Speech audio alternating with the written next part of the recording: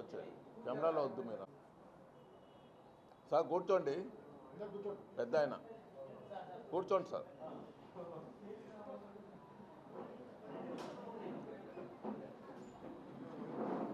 అల్లరి చేయండి బయటికి పోండి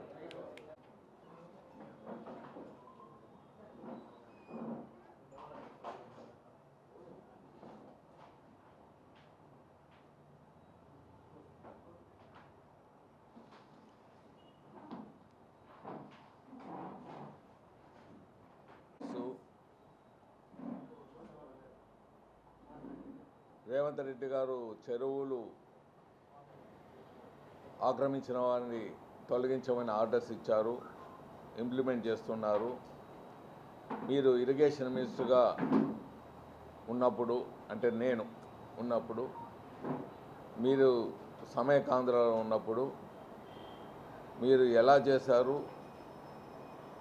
అప్పుడు ఎందుకు మొత్తము ట్యాంకులు కొట్టేయలేదని ఒక ప్రశ్న మీ వాళ్ళ నుంచి రావటం జరిగింది. సో నా సమాధానం ఏమంటే, మేమున్నప్పుడు సమయకాంధ్ర పోరాటం జరుగుతున్నది. ఆ టైంలో మైనర్ ఇరిగేషన్ మినిస్ట్రీ గత ప్రభుత్వాల్లో పూర్తిగా నెగ్లెక్ట్ చేసి ఉండేది. అలాంటప్పుడు మైనర్ ఇరిగేషన్కు ఒక క్రెడిబిలిటీ క్రియేట్ చేయటము, ఫండ్స్ను ముఖ్యంగా ఫండ్స్ రావటం, ఫండ్స్ ఇవ్వటము, ఆగమేఘాల మీద పనులు చేయటము, ఇంకా తొలగించు కార్యక్రమం ఒకటి, ఇవన్నీ ఇన్స్పైట్ ఆఫ్ సమయకాంధ్ర అజిటేషన్లో ఎన్నో కార్యక్రమాలు అటెండ్ అవుతూ ఒక పద్ధతిగా ఆ మినిస్ట్రీకి బెస్ట్ మినిస్ట్రీ అనే విధంగా గౌరవాన్ని తీసుకొని రావటం, ఆక్యుపై చేసిన చెరువులకు శాటిలైట్ ద్వారా సర్వేలు చేయించటం, దాన్ని వీలైనంత కొట్టేయటం మొదలుపెట్టండి అని చెప్పాం. సర్వే అయిపోయేదే. మరి అందులో భాగంగా కొన్ని కొట్టేయటము, కొన్ని వేల కోట్ల అధిపతుల్ని కూడా జైల్లో పెట్టడం జరిగింది. I don't want mention the names. Elections దగ్గర వచ్చేదే, గత ప్రభుత్వాలు ఆ తతంగం పూర్తిగా మర్చిపోయారు. నంబర్ 2, చెరువులు కలపటం, అంటే ఫ్లడ్ వాటర్ని కెనాల్ ద్వారా చెరువులు నింపటం అనేది, అది కూడా శాటిలైట్ ద్వారా ఫోటోలు తీసుకోవటం, ఆ కార్యక్రమాన్ని శ్రీకారం చుట్టడం, అది కూడా ఎలక్షన్స్ రావటం, ముందుకు పోవటం జరిగింది. సో ఇప్పుడు అన్నీ ఆ కార్యక్రమాలు చేయాలంటే రెడీమేడ్ డీటెయిల్స్ అవైలబుల్ ఉన్నాయి. అంతకుముందు ప్రాపర్ సర్వే లేదు, ప్రాపర్ స్టడీ లేదు, అన్ని రెడీమేడ్ అవైలబిలిటీ ఉన్నాయి. మేము ఉన్నప్పుడు చేసి పెట్టాం, దాన్ని ఇంప్లిమెంట్ చేయాలి.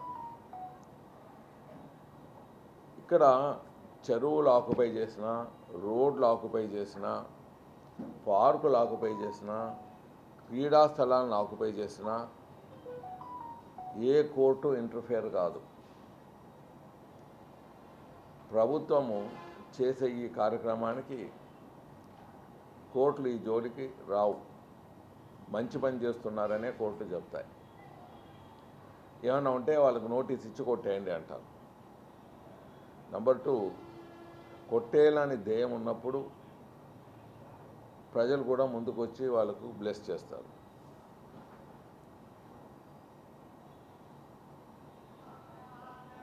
మరి చెరువులు కలపటం, కెనాల్ నుంచి చెరువులకు నీళ్లు ఇవ్వటం, ఒక గార్లాండ్ మాదిరి ఏర్పాటు చేసేసి మొత్తం లింకేజ్ ఏర్పాటు చేస్తే భవిష్యత్తు బ్రహ్మాండంగా ఉంటుంది ప్రజలకు. అది మొదలుపెట్టారు. పూర్తి కార్యక్రమం చేయవలసిన డ్యూటీ కూడా రేవంత్ రెడ్డి ప్రభుత్వం మీద ఉన్నది. అలాగే చిత్తూరులో కూడా చిత్తూరు జిల్లా, శ్రీకాకుళం చిత్తూరు జిల్లా కూడా ఆ స్టేడియంలో శ్రీకారం చుట్టడం జరిగింది మేము మినిస్ట్రీలో ఉన్నప్పుడు. దాన్ని కూడా ఈ ప్రభుత్వం, ఇప్పుడున్న ప్రభుత్వం, చంద్రబాబు ప్రభుత్వం, ఆయనకు డెవలప్మెంట్ అంటే చంద్రబాబు గారు డెవలప్మెంట్ అనే నానుడి ఉంది. ఎక్కడ ఏ రాష్ట్రంలో వెళ్ళినా, ఏ దేశంలో మన ఇండియన్స్ ఉన్నా చంద్రబాబు గారు పేరు చెప్పేదే ఆయన డెవలప్మెంట్ గుర్తొస్తుంది. ఆయన చేసే డెవలప్మెంటు. ఇంకా ఆయనకు భగవంతుడు ఆపర్చునిటీ ఇచ్చాడు. ఆయన ఈ కార్యక్రమాలు చెరువులు కలపటము, కెనాల్ నుంచి చెరువులు కలపటం, ఆ కార్యక్రమాన్ని చేపట్టాలి. ఇప్పుడు ఫ్లడ్ తుంగభద్ర గేట్ పోయేదే నీళ్ళు వచ్చింది, ట్యాంకులంతా నింపే కార్యక్రమం పెట్టుకోవచ్చు వాటర్ ఎక్కువ వచ్చినప్పుడు. కేసీ కెనాలు ద్వారా అది పూర్తి చేయొచ్చు. సో ఇలాంటివి ఎన్నో కార్యక్రమాలు చేసేదానికి శ్రీకారం చుట్టారు. అది పూర్తి చేయాలని ఇప్పుడుండే ప్రభుత్వం, తెలుగుదేశం ప్రభుత్వాన్ని కోరుతున్నాను. ఇక్కడ కూడా అన్నాథరైజ్డ్ చెరువులు జరిగాయి చాలా. దాన్ని కూడా ఒక సిస్టమేటిక్గా, ఒక ప్రొఫెషనల్ వే, ఆ స్టడీస్ ఉన్నాయి. ఆ స్టడీస్ తీసుకొని ముందుకు పోవాలి. ఇక్కడ కూడా ముందుకు పోవాలి మేము కోరుకుంటున్నాం.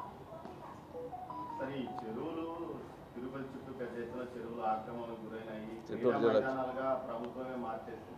అంటే గత ప్రభుత్వంలో ఉన్న చెరువులను పూర్తి చేసి మైదానాలు తయారు చేశారు. దాని ఎన్జీటీ అభ్యంతరాలు చెప్పినా వాళ్ళు పట్టించుకోలేదు. ఇప్పుడు వాటిపై చర్య ఉంటుందా? ఇప్పుడు మీరు చెప్పే 100కి 100 రూపాయలు. నేను మినిస్టర్గా ఉన్నప్పుడు చిత్తూరు జిల్లా నా పుట్టినూరు మదనపల్లిలో నేను పుట్టాను. కొత్తకోట మా తాత వాళ్ళు, మా అమ్మ తరఫు. అటు వెళ్తే చెరువు ఆక్యుపై చేశారు సార్. చెరువు కన్వర్టెడ్ ఇంటూ బస్ స్టాండ్. ఇట్లా గవర్నమెంట్ కూడా కొన్ని తప్పుదలాలు చేసింది. సో గవర్నమెంట్ తప్పుదలాన్ని దాన్ని దారిలో తీసుకురావాలి. ప్రజలు చేసిండేది, నాయకులు చేసిండే తప్పుదలాలు కూడా సెటరేట్ చేయాలి. చెప్పి మీ క్వశ్చన్కు అది కరెక్ట్. ఇంప్లిమెంట్ చేసే నాయకులు ఉండాలి. చంద్రబాబు గారు కొద్దిగా టైం ఇచ్చి దీన్ని కూడా చేస్తారని ఆశిస్తున్నాను. కవితకి బెయిల్ వచ్చింది, మీతో బీజేపీతో రాజీ టీఆర్ఎస్. ఇప్పుడు ఆమె రాజీ అయింది అంటే ఆ భాష ఆమెది అట్లా ఉండదు. కవిత గారి భాష ఎలా ఉందంటే, శశికళ గారు ఛాలెంజ్ చేస్తారు చూడు తమిళనాడులో, అంతు తెలుస్తాననే భాష ఉంది ఆమె. ఆ భాష అది మంచిది కాదు. ఇప్పుడు ఇదే టీఆర్ఎస్ ప్రభుత్వము, నేను పార్లమెంటరీ కమిటీ చైర్మన్గా దేశమంతా టూర్ చేస్తుంటే లక్షద్వీపుల్లో నేను ఉన్నప్పుడు నా మీద అటెంప్ట్ మర్డర్ కేసు పెట్టారు. ఒక ఎంపీ, పార్లమెంటరీ కమిటీ చైర్మను, నాకు national highway, railway, shipping, civil aviation అన్ని 6 పోర్ట్ఫోలియో, పెద్ద పోర్ట్ఫోలియో ఉండే కమిటీ చైర్మన్ నన్ను ఒక పక్క అక్కడ పోలీసులు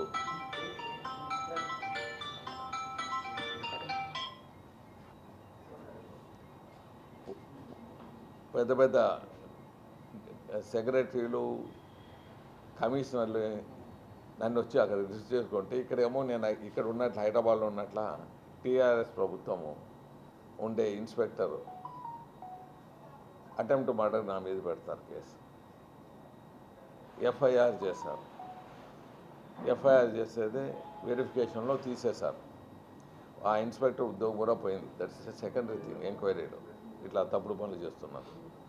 ఎందుకు చెప్తున్నా అంటే ఇంత స్టోరీ,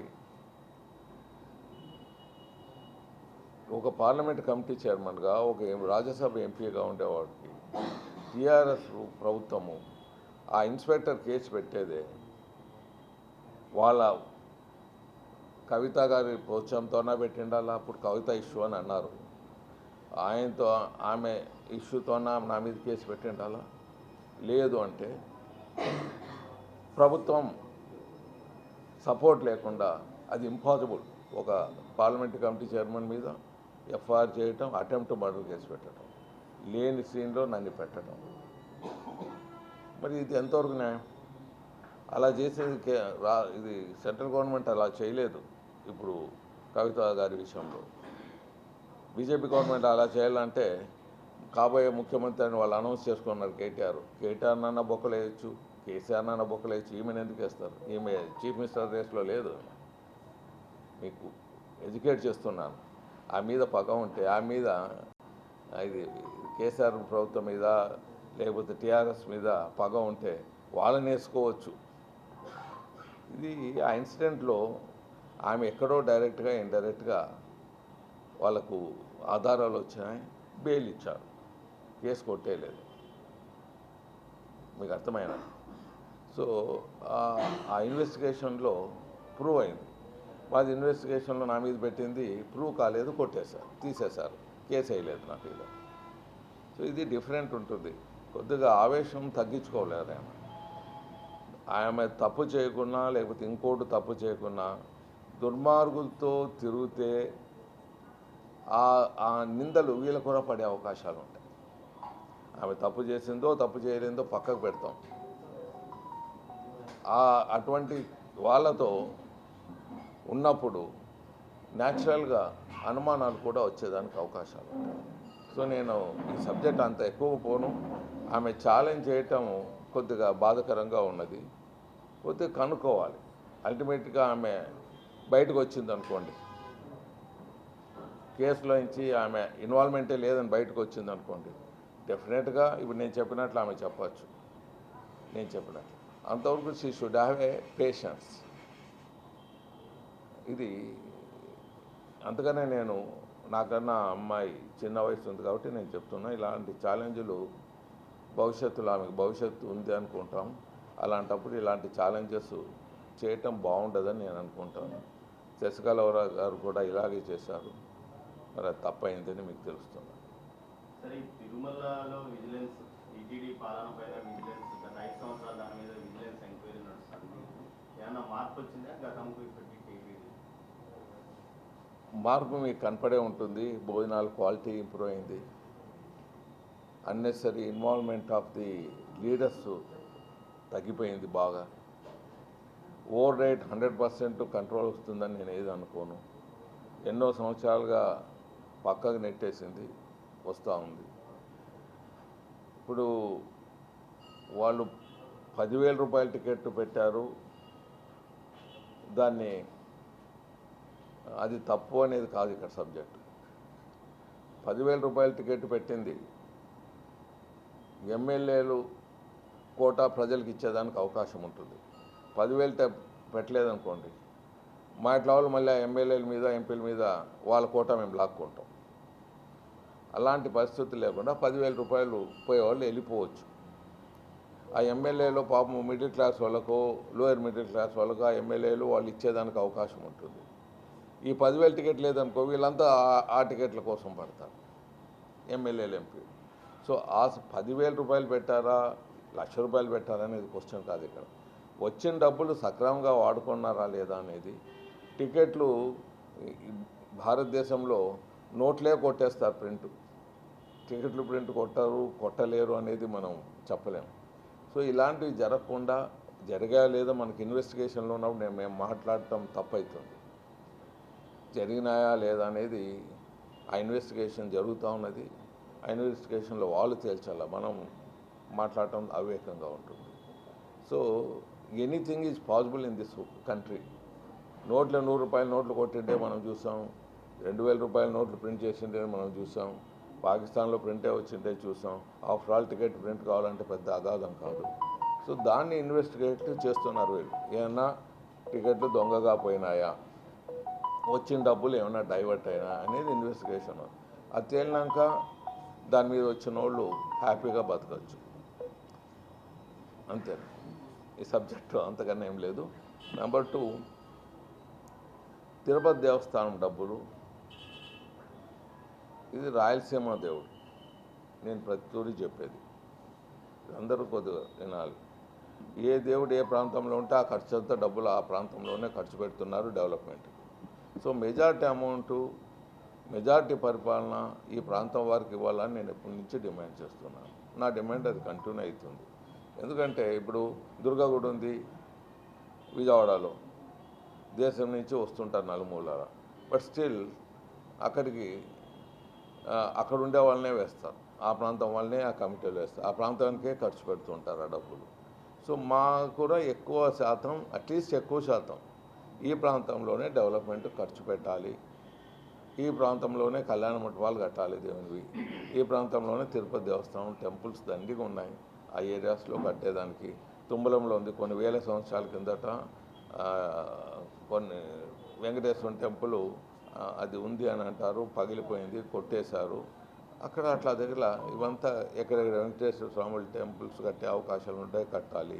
మా ప్రాంతాల్లో పెద్ద హాల్స్ కట్టాలి అని నేను డిమాండ్ చేస్తున్నాను.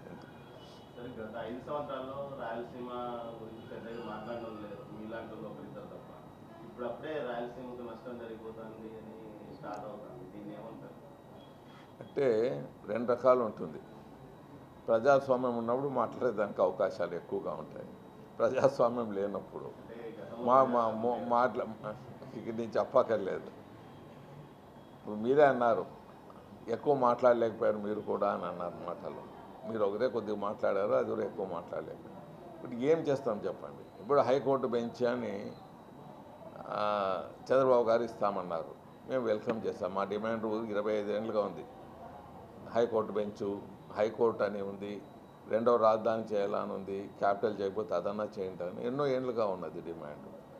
దానిలో కొన్ని ఒప్పుకున్నారు, కొన్ని అంతగత ప్రభుత్వాలు ఒప్పుకున్నాయి, యూనివర్సిటీ అంతా, కొన్ని ఈయన కాలేజెస్ పెట్టించాడు, ఇండస్ట్రీస్ పెట్టించాడు చంద్రబాబు గారు. దాంట్లో భాగంగా హైకోర్టు బెంచ్ అనౌన్స్ చేశాడు. హైకోర్టు బెంచ్ అనౌన్స్ చేస్తే ఈయన గత ప్రభుత్వం వారు మేము హైకోర్టే కడతామన్నారు. అది లేదు, ఇది లేదు. మళ్ళీ ఢిల్లీ సుప్రీంకోర్టులో ఆ ప్రపోజలే లేదు, హైకోర్టు కట్టేదని అంటారు. సో ఇలాంటివి మాకు ఇబ్బందికరంగా ఉంటాయి. గత ప్రభుత్వంలో, ఈ ప్రభుత్వంలో డెఫినెట్గా ఆయన హైకోర్టు బెంచ్ పెడతా ఉన్నారు. హైకోర్టు బెంచ్ పెట్టి ఫ్యూచర్లో హైకోర్టు కూడా వచ్చే విధానంలో చూడాలని మేము కోరుకుంటాం. ఈ పరిశ్రమలు అసలు రావడం లేదనేసి అప్పుడే స్టార్ట్ అయింది సార్. అంటే ఇప్పుడు పీజీ బాగా కూడా లిస్టుగా ఉన్నారు. పరిశ్రమలు వస్తాయని అన్న అనుమానం అంటే చంద్రబాబు అంటే డెవలప్మెంట్ అని ఉంది పేరు. చంద్రబాబు 100 రూపాయలు డెవలప్మెంట్ చేసే దాంట్లో పోతారు. ఇన్ఫ్రాస్ట్రక్చరు, నీళ్లు, రోడ్లు తయారు చేస్తే ఆటోమేటిక్గా వస్తాయి. అవి చేసే దిశలో చంద్రబాబు గారు కంకణం కట్టుకుంటారు, ముందుకు వెళ్తున్నారు. ఇప్పుడు కర్నూలులోనే ఉన్నది, జగన్నాథ్ గట్ట దగ్గర 30,000 ఎకరాలు ఉండేది. ఇండస్ట్రియల్ డెవలప్మెంట్ రెవల్యూషన్ తీసుకురావచ్చు ఆ ప్రాంతంలో, కర్నూలు కానుకొని ఉండేది. గత 25 ఏళ్ళుగా కబ్జాదారుల నుంచి కూడా దాన్ని ఆక్యుపై చేయకుండా 80% ల్యాండ్ని కాపాడగలిగాను గత 20 సంవత్సరాలుగా. ఇండస్ట్రీస్ పెట్టాలా అని పెడుతున్నాం. నేను అంతకుముందు గత ప్రభుత్వంలో చంద్రబాబు గారు అది తీసుకొని వచ్చారు. కొన్ని స్టీల్ ఇండస్ట్రీ అవి ఇవన్నీ మొదలు శ్రీకారం చుట్టాయి, అగ్రికల్చర్ బేస్డ్ ఇండస్ట్రీ శ్రీకారం చుట్టాయి, నిలబడిపోయినాయి. అవి మళ్ళీ వాళ్ళని పిలిపించి గడ్డం పట్టుకొని చేయండి అయ్యా మేము ఉన్నాము అని చెప్తారు. ఇప్పుడు చంద్రబాబు గారు ప్రభుత్వం ఆల్రెడీ మీరు చూసే ఉంటారు, కలిసారు. సో కపుల్ ఆఫ్ మంత్స్లో వండర్స్ చేస్తారు అనేది మీరు ఊహించరాదు, మేము ఊహించరాదు. ఆ స్టైల్లో పోతున్నారా లేదా, ఆ నమ్మకం క్రియేట్ చేస్తున్నారా లేదా ఈ ప్రభుత్వం అనేది మనం చూడాలి.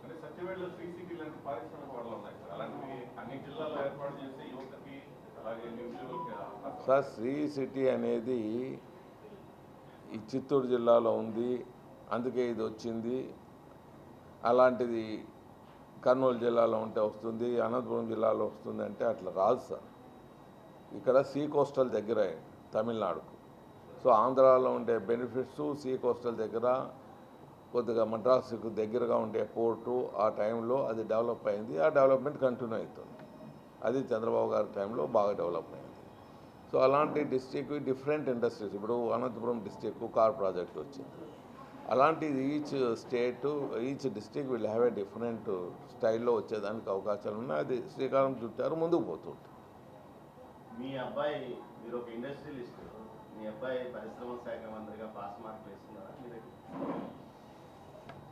100% వేసుకున్నానండి. ముందు మామూలుగా మాది 150 years industrial family, అగ్రికల్చరలిస్ట్ family, political family, freedom fighters family మాది. నాకు మా ఫ్యామిలీలో అన్నీ నాకు వచ్చాయి. నావి వానికి ట్రైన్ చేశాము. అంటే మీరు ఇప్పుడు ఈజే పారిశ్రామికవేత్తగా మీ ఆలోచనలకు అనుగుణంగా ఉన్నారు మీ అబ్బాయి? 100% ఉన్నా, దాంట్లో డోకా లేదు, ఉన్నాయి. ఆ స్టైల్లోనే డెవలప్మెంట్ చేయాలనే దాంట్లో పోతున్నాడు. ఇది ఇడిచిపెట్టాడు, ఇది నా నెత్తి మీద ఉంటుంది. వాట్ స్టేట్ గవర్నమెంట్ డెవలప్మెంట్లో భరత్ మినిస్ట్రీ గారు ముందుకు పోతున్నారు.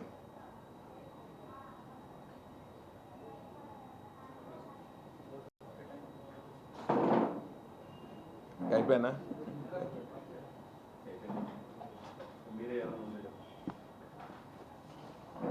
ఈ వాస్లీ భూములు కూడా కొన్ని గత ప్రభుత్వంలో కబ్జా గురయ్యాయి, మిమ్మల్ని ఇబ్బంది పెట్టారు, మీ గ్రూపులు అని అంటారు. అది ఎంతవరకు వాస్లీ ట్రస్ట్? ఇప్పుడు సీతమ్మ అని మాకు డిస్టెంట్ రిలేటివ్ అవుతుంది. ఆమె విల్ రాసి పెట్టింది. 45 ఎకరాల భూమి ఉంది. అన్నాథరైజ్ డాక్యుమెంట్స్ అయిపోయింది. గతంలో ఆ టెంపుల్ ప్రెసిడెంట్ వచ్చి దీన్ని అధిపతిగా ఉంటారు. దీన్ని చూడాలని ఇదంతా ఆక్యుపై చేసిట్టే అంతకుముందు ప్రభుత్వం కూడా ఏం చేసిందంటే హైకోర్టు ఆర్డర్స్ ఇచ్చింది. అమ్మేసిట్టే, భూమి అమ్మేసింటే ఆ ప్రెసిడెంటు వాపసు ఇప్పించి, డబ్బులు వాపసు ఇచ్చి భూమి మళ్ళీ తీసుకొని రిజిస్ట్రేషన్ క్యాన్సిల్ చేసి హైకోర్టు చేశారు. అది రీసెంట్గా సుప్రీంకోర్టు కూడా కన్ఫర్మ్ చేసింది హైకోర్టు ఆర్డర్స్. ఇది ఎండోమెంట్ కంట్రోల్లో పెట్టేసింది. ఇండైరెక్ట్లీ డైరెక్ట్లీ మళ్ళీ దాంట్లో దూరారు కొంతమంది పెద్దలు. దానికి దూరం మళ్ళీ దానికి లీజ్ అని పెళ్ళాము బిడ్డల పేరుతో లీజ్ రాస్తున్నారు. ఇది ఎంతవరకు న్యాయమో అని అడుగుతున్నాం. ఏమనంటే వైశ్యులు మమ్మల్ని క్వశ్చన్ చేస్తారా అంటారు. అన్ని కులాల్లో అన్ని మతాల్లో మంచి వాళ్ళు ఉంటారు, చెడ్డవాళ్ళు ఉంటారు. వైశ్యుల్ని క్వశ్చన్ చేసేది కాదు ఇక్కడ. నేను వైశ్యుడే, తప్పు పని చేయదంటే ఎంతో కష్టపడి 45 ఎకరాలు 25 ఎకరాలు ఖాళీ చేపిస్తే మళ్ళీ పెళ్ళాము బిడ్డలు వాళ్ళ పేరుతో సబ్లీజులు రాసుకుంటే అది తప్పు అవుతుంది అనేది ఒక సబ్జెక్టు. అకౌంటబిలిటీ పెట్టండి. ఆ టెంపుల్లో జ్యువెలరీ అవి అంతా అకౌంట్ ఇవ్వాలి ఎండోమెంట్కు. ఇవ్వటం లేదు వీళ్ళ అకౌంట్. ఇయర్లీ ఒక తూరు అకౌంట్ ఇవ్వాలి దాంట్లో ఉండేవాళ్ళు. సో ఈ విధంగా వాళ్ళు ఎవరు కమిటీ అనేది ఎండోమెంట్కు సబ్మిట్ చేయలేదు. మళ్ళీ దాంట్లో ఏదో కమర్షియల్ కాంప్లెక్స్ కట్టేది. ఆమె వీళ్ళు ఏం రాశారంటే ఈ భూమిలో వసతి గృహాలు కట్టి ఇది ఆర్య వైశ్యులకు దేశంలో నలుమూల నుంచి వచ్చే వాళ్ళకు వసతి గృహాలు, టెంపుల్ దర్శనానికి వచ్చే వాళ్ళకు వసతి, 3 రోజులు ఫ్రీ, భోజనం ఫ్రీ అని ఆమె రాసిపోయింది. దానిలోకి వాడుకోవాలని వీళ్ళు కమర్షియల్ కాంప్లెక్స్ అది పెట్టుకునే దాంట్లో వీళ్ళకు విరుద్ధంగా కమర్షియల్ కాంప్లెక్స్ పెట్టుకొని పెళ్ళాం బిడ్డలు వాళ్ళ పేర్లతో రాసుకొని లీజులు సబ్ లీజులు రాసుకొని మేము ఎంతో కష్టపడి 15 సంవత్సరాలు 20 సంవత్సరాలుగా దాన్ని పోరాడి దాన్ని కాపాడి అది అప్రూవల్స్ పెట్టి అప్రూవల్స్ ద్వారా కన్స్ట్రక్షన్ పోవాలా సత్రాలు అనుకుంటే వీళ్ళు ఆదాయం చేసుకొని టెంపుల్ ప్రెసిడెంట్గా మేమున్నాము అని చెప్పుకొనేసి దాన్ని ఆధీనం చేసుకొని దాన్ని ఏదో చేయాలని అనిపోయారు. మళ్ళీ గవర్నమెంట్ ఇన్వాల్వ్ అయింది. దాన్ని సెటరేట్ చేస్తారు అని నేను ఆశిస్తాను.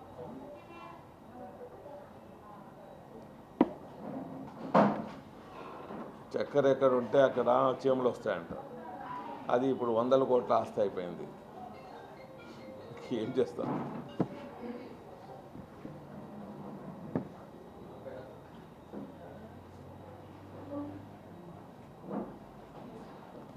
Thank you very much sir.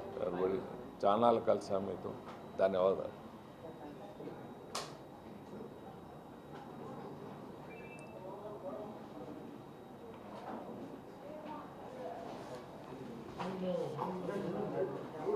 Thank you.